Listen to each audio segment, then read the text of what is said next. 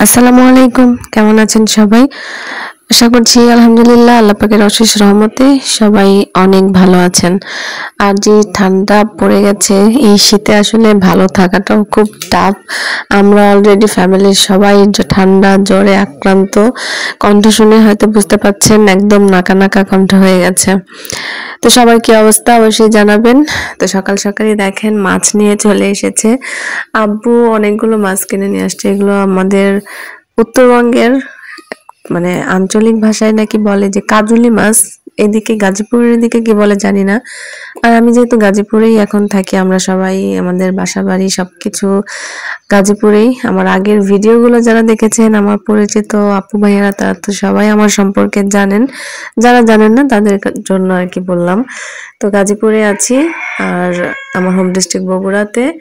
তো শীতের সবজি রান্না বান্না হচ্ছে, সুন্দর মাছ, রুই মাছের সাথে আসলে ফুলকপি, সিম, আলু দিয়ে ধনেপাতা দিয়ে রান্না করা হলে আসলে খুব টেস্ট হবে। তো এই কারণে আজকে শীতের সবজি রান্না করা হচ্ছে। তো রান্না করি আর আজকের ভিডিওটা আপনারা দেখতে থাকুন আর অবশ্যই একটা লাইক কমেন্ট করে যাবেন। আর সবকিছু যেহেতু নতুন করে শুরু করছি তাই আসলে চিন্তা ভাবনাটাও একটু নতুনভাবেই আনার মধ্যেই রাখলাম। কারণ অনেক কথাই তো বলি সারাদিন কি করি না করি, সবাই এভাবেই তো ভিডিওকে সাজাই, তাই না? যে বাচ্চাকে কিভাবে খাওয়াচ্ছি, রান্না বান্না কিভাবে করছি, ফ্যামিলি সংক্রান্ত সকল বিষয়াদি নিয়েই তো কথাবার্তা বলি। তো আমি একটু ভিন্নধর্মী কিছু আলাপ আলোচনা আপনাদের সাথে করতে চাই।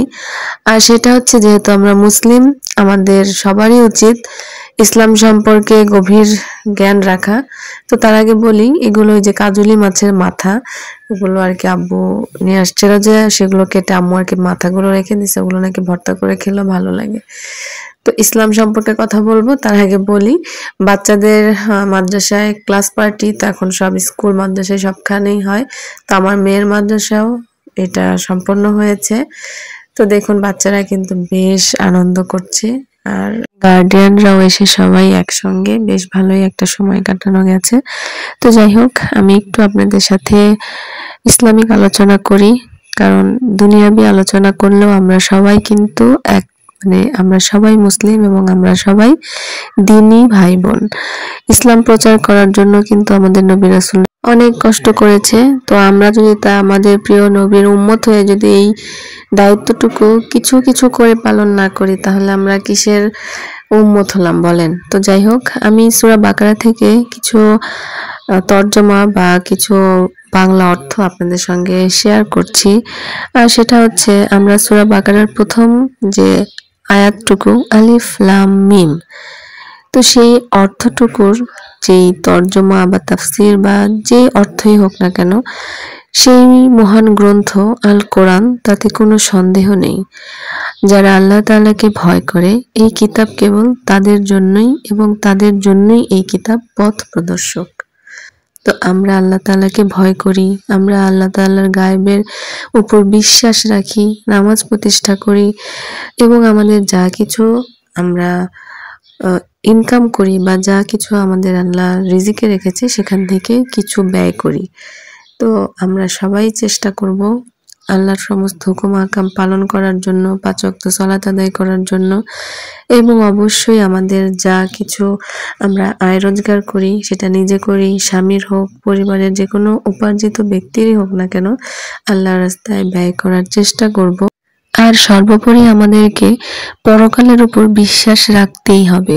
সারাদিন যতই রং ঢং করি, যত কিছুই করি, কর্মব্যস্ত থাকি, সংসার সামলাই, বাচ্চা কাচ্চা সামলাই, স্বামীর সংসার, শ্বশুর শাশুড়ি, বাবা মা যাই করি না কেন, পরকালের প্রতি একটা চিন্তা আমাদেরকে রাখতেই হবে যে হ্যাঁ আমাদের মরতে হবে।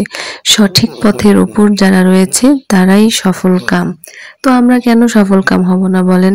আমরা যদি আল্লাহর হুকুম হাকাম মেনেও সেগুলোকে সঠিকভাবে পর্যালোচনা না করি, সেটাকে সঠিকভাবে প্রতিষ্ঠিত না করে শুধু নিজেকে মুসলিম দাবি করলেই তো হবে না।